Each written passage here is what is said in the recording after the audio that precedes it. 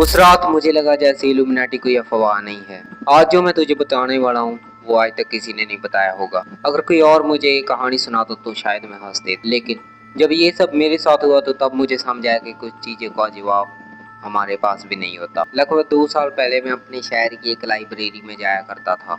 वही मेरी मुलाकात एक अजीब आदमी से हुई। उसकी उम्र लगभग 60 साल थी, लेकिन उसकी एक बात थी, उसकी सफ़ेद दाढ़ी, काला कोट और हाथ में एक चमड़े की डायरी।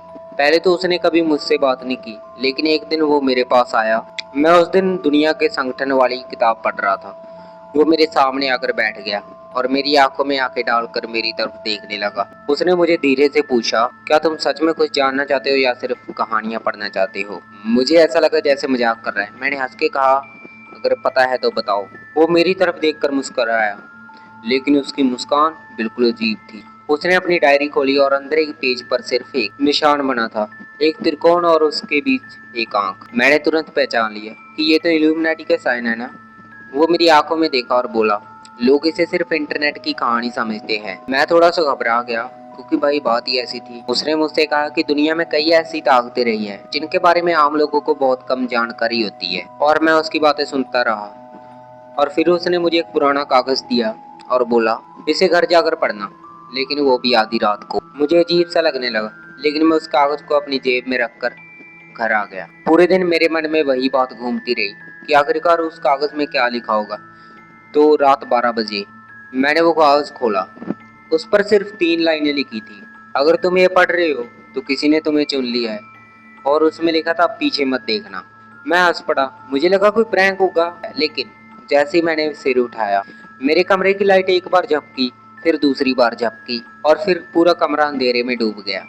मैंने अपने मोबाइल की फ्लैश लाइट ऑन की। कमरे में सब कुछ नॉर्मल था, लेकिन कमरे की दीवार पर मुझे ऐसा लगा कि जैसे किसी ने त्रिकोण बनाया है। तो मैंने उस त्रिकोण पर हाथ लगाया तो वहां पे तो कुछ भी नहीं था। मैंने अपने आप को समझाया कि शायद मेरा वहम होगा। लेकिन अगले दिन मैं जब वहां पे पहुंचा लाइब्रेरी में, तो वो बूढ़ा आदमी वहां पे नहीं था।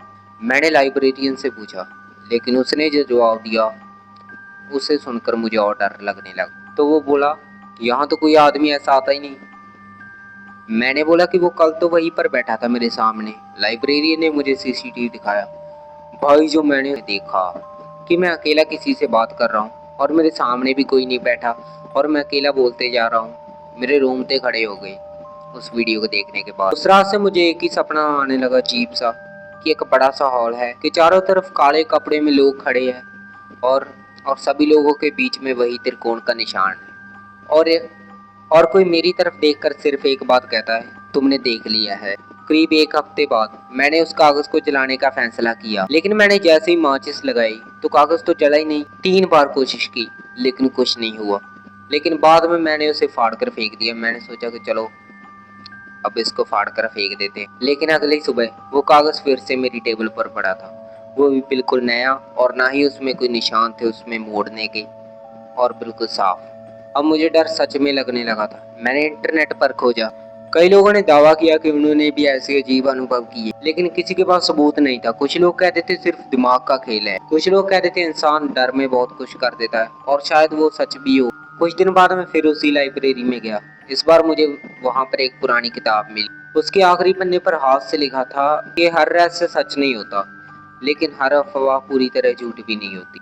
उस दिन के बाद मैंने उस विषय पर खोजबीन बंद कर दी और धीरे धीरे उसके पूरे सपने भी बंद हो गए। लेकिन आज भी जब किसी पुरानी इमारत में त्रिकोण और आंख का निशान देखता हूँ तो उस बूढ़े आदमी की आवाज याद आती है। क्या तुम सच जानना चाहते हो या सिर्फ कहानियां पढ़ना चाहते हो? आज तक मुझे ये नहीं पता चला कि उस दिन जो मेरे साथ हुआ, क्या वो संयोग था या मेरे दिमाग का भ्रम, या कोई ऐसा राज जिससे समझना अभी हमारी पहुंच से बाहर है। तो ये हुआ था उस दिन मेरे साथ। तो गैस, तो आपसे एक ही विनती है, मेरे चैनल को सब्सक्राइब करना एंड वीडियो को लाइक करना मत भूलना। मिलते हैं किसी और नई वीडियो में नए स्टोरी के साथ। धन्यवाद।